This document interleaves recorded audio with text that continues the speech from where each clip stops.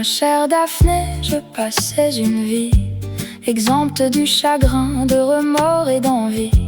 Jamais des passions, le dangereux poison n'avait un seul moment affaibli ma raison. Mon esprit et mon cœur s'accordaient avec elle. Elle régnait sur eux sans trouble et sans querelle.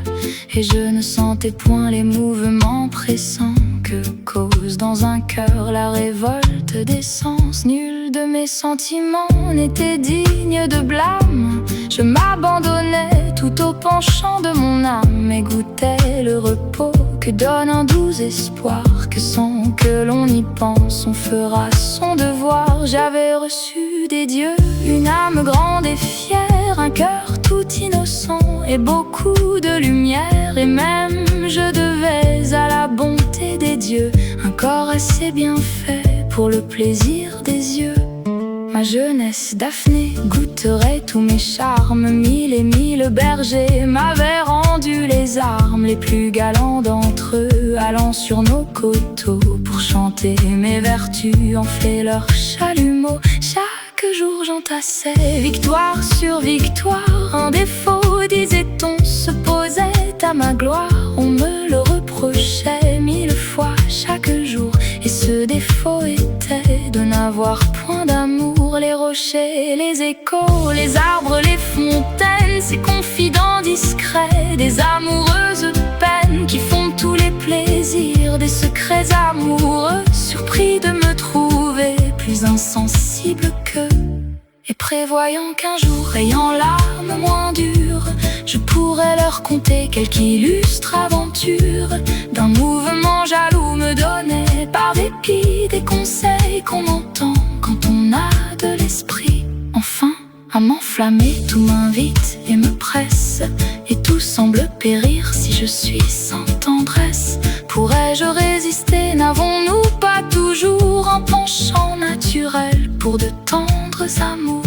Sans doute ce penchant était dedans mon âme, la fierté l'étouffait, mais enfin j'étais femme. Le ciel en nous donnant ce qu'il faut pour charmer, met aussi dans nos cœurs tout ce qui fait aimer. Plus on a de beauté, plus on a de mérite, plus vers ce doux penchant le cœur se précipite. Je fuyais de l'amour la faible passion, et je crus ne sentir que de l'ambition lorsque je travaillais moi-même à ma défaite par l'orgueilleux désir de devenir parfaite. C'est la nuit, disais-je, il te faut arracher cet unique défaut qu'on te peut reprocher. Tircis a du mérite et beaucoup de constance, renonce en sa faveur à ton indifférence. Depuis que tes regards le mirent dans tes fers, tu sais combien pour toi de mots il a souffert. Et ces mots dont l'excès accable mon courage, d'un esprit orgueilleux son imprudent ouvrage. Aimez donc puisqu'enfin le destin le voulut, mais moins par son pouvoir que parce qu'il me plut. Les astres ni les dieux ne me firent point rendre. Quand je donnais mon cœur, je pouvais le défendre. Je pouvais m'empêcher de brûler à mon tour. Un cœur comme le mien est plus fort que l'amour.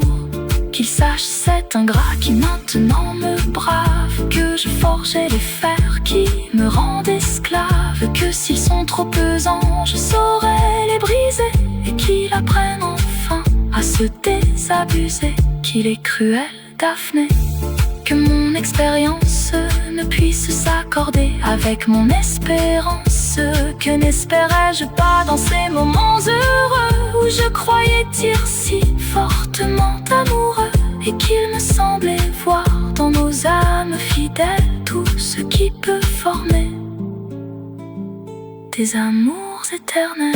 Ah, je ne vois que trop ma faute et mon erreur.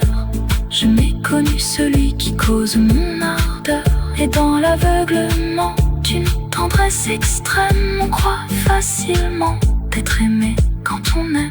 Berger qui murmurait contre un cœur innocent, je n'avais qu'un défaut, maintenant j'en ai 100. Je suis triste, chagrine, inquiète et rêveuse. Il n'est rien de si sot qu'une femme amoureuse. fontaine, écho, rocher, ombrage, vert, par vos méchants conseils, vous m'avez mis au fer. Aussi n'irai-je point sous vos ombres obscures, pour flatter mes ennuis, chanter mes aventures. J'aime à cacher mon mal, et la seule Daphné saura tout le secret d'un cœur infortuné.